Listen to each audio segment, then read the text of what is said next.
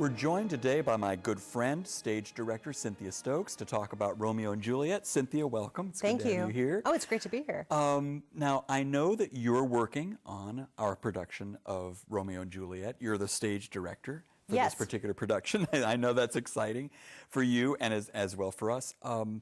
Tell me just a little bit about how you think the original Shakespeare and the libretto for the Gounod opera parallel each other. I mean, my feeling just from reading the libretto is that they're pretty darn close, which is surprising. They are very close, but the thing that I think is so interesting about what what Gounod and his collaborators did was that they really pared down the Shakespeare text to sort of the best of what it was. They got rid of some characters that really, when you think about it in the story, are not necessary.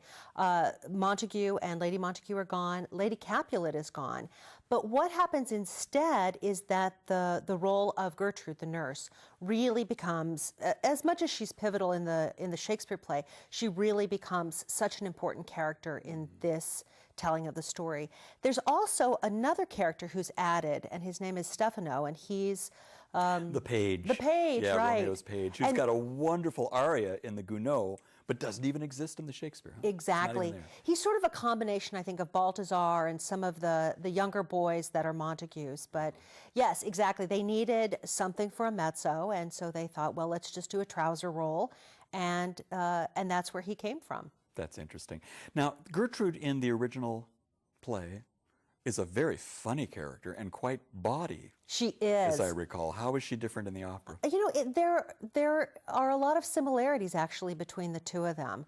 You know, I think that for Gertrude and for Friar Lawrence both, just like in the story, they both see that they can do the right thing, really, in a lot of ways, for the right reason. They see that they, too, can turn those families into something new. And I think that that's exactly what both of those characters hope for. Friar Lawrence, of course, you know, lives in rarefied air, as opposed to Gertrude, who is very much about the world and is sort of base and very sweet and charming and is in love with Juliette. Now, you're a stage director, not simply or not only an opera director. You've directed lots of straight plays, as we'll call them, as well as opera. So I guess my big question for you is, if you were directing Shakespeare's Romeo and Juliet, would you approach it any differently than you're approaching the opera on the same story and with essentially the same characters? How would you do things differently, or would you? Well, that's a great question. You know, I think one of the things that's essential with opera is that, you know, obviously you've got the music, and with the Shakespeare, you've got iambic pentameter, you've got a rhythm that lives within the music and a rhythm that lives in the text.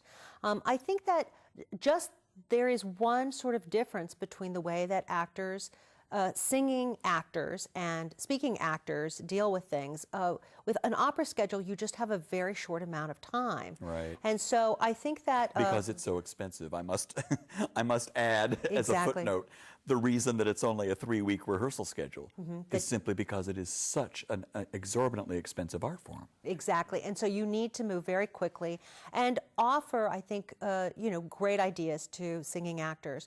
When you have just a text, you've got time for discovery and time just to sit at the table and talk about what you think is the most important aspect. With an opera rehearsal, the singers come in, they know the show, which is great. They know it as well as you do when you're staging it. So really, you don't necessarily truncate, but you get a foot up in that process, and you can collaborate and work together and make decisions very quickly in that process. I've often heard from actors that